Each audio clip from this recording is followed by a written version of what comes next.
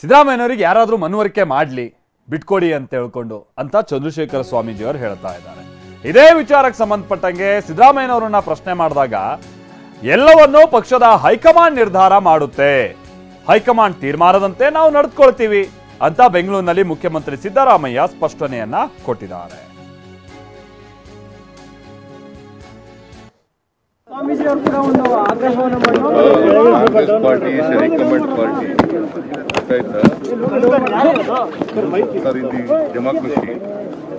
High command ಅವರು ಏನು ತೀರ್ಮಾನ ಮಾಡ್ತಾರೆ ಆ ತರ ನಡ್ಕೊಳ್ಳೋದು. ಸಮುದಾಯಕ್ಕೊಂದು ಡಿಸಿಎಂ ಅಂತ ಹೇಳಿ ಬರ್ತಿದ್ದಾರೆ. ಅದು ಸ್ವಾಮೀಜಿ ಅವರು ಕೂಡ ಒಂದು ಆಗ್ರಹವನ್ನು Congress party high command party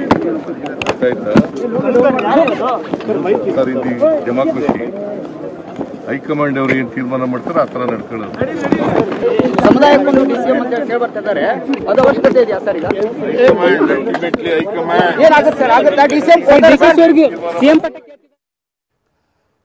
Vokkaliga Swamiji ಹೇಳಿಕೆಗೆ ಪ್ರತಿಕ್ರಿಯಿಸೋದಕ್ಕೆ ಡಿಕೆ ಶಿವಕುಮಾರ್ ನಕಾರ ವ್ಯಕ್ತಪಡಿಸೋದು ಅಂದ್ರೆ ನಾನು ಯಾವ ಪ್ರತಿಕ್ರಿಯೆಯನ್ನು ಕೊಡಲ್ಲ.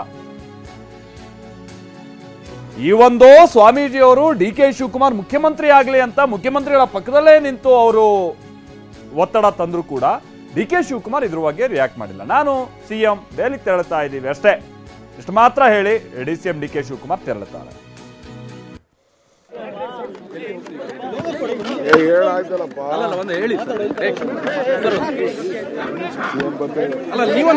ನಾವು ಎಲ್ಲ ಹೊಸ ಎಂಪಿಗಳಿಗೆ ಸರ್ಕಾರಕ್ಕೆ ಅನೇಕ ಬೇಡಿಕೆಗಳನ್ನ ಮುಂದಕ್ಕಿಡ್ತಾ ಇದೀವಿ. ಅದಕ್ಕೋಸ್ಕರ ನಾವು ಇಬ್ರು ಡೆಲ್ಲಿಗೆ ಹೋಗ್ತಾ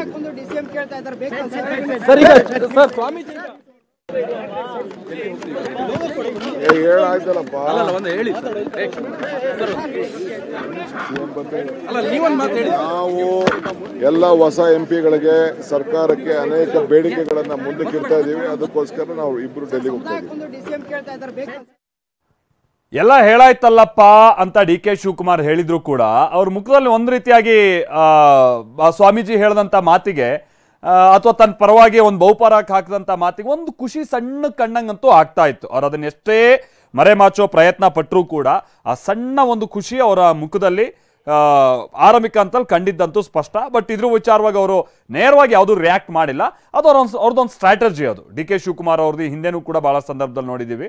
ಅವ್ರ ವಿರುದ್ಧವಾಗಿ ಯಾರಾದರೂ ಇಲ್ಲ ಸಿದ್ದರಾಮಯ್ಯನವರೇ ಸಿಎಂ ಆಗಿ ಮುಂದುವರಿಬೇಕು ಮತ್ತೊಂದು ಅನ್ನುವಂಥದ್ದು ಏನೇನಾದರೂ ಹೇಳಿದ್ರೆ ಅವರು ಗರಂ ಆಗಿ ಕೆಲವರಿಗೆ ರಿಯಾಕ್ಟ್ ಮಾಡಿದ್ದುಂಟು. ಬಟ್ ಅವ್ರ ಪರವಾಗಿ ಯಾರಾದರೂ ಬಹುಪರಾಕ್ ಹಾಕ್ತಂಥ ಸಂದರ್ಭದಲ್ಲಿ ಅದು ಅವರ ಸಮುದಾಯದ ಬೇಡಿಕೆ, ಅವ್ರ ಇಷ್ಟ, ನೋಡೋಣ ಮುಂದೇನಾಗುತ್ತೆ ಈ ರೀತಿಯಾಗಿ ಅವ್ರ ಮಾತನ್ನು ತೇಲ್ಸ್ಬಿಡ್ತಾರೋ ಬಿಟ್ರೆ ಅಂತ ರಿಯಾಕ್ಟ್ ಮಾಡೋಕೆ ಹೋಗಲ್ಲ. ಇನ್ನೊಂದು ವಿಚಾರ ಅಂತಂದ್ರೆ ಈ ಡಿಸಿಎಂ ವಿಚಾರ ಬಹಳ ಪ್ರಸ್ತಾಪ ಆಗ್ತಾ ಇದೆಯಲ್ಲ. ಸಿಎಂ ಇದಕ್ಕೆ ಸಂಬಂಧಪಟ್ಟಂಗೆ ಕೆಲ ಖಡಕ್ ಸೂಚನೆಯನ್ನ ಕೊಟ್ಟಿದ್ದಾರೆ.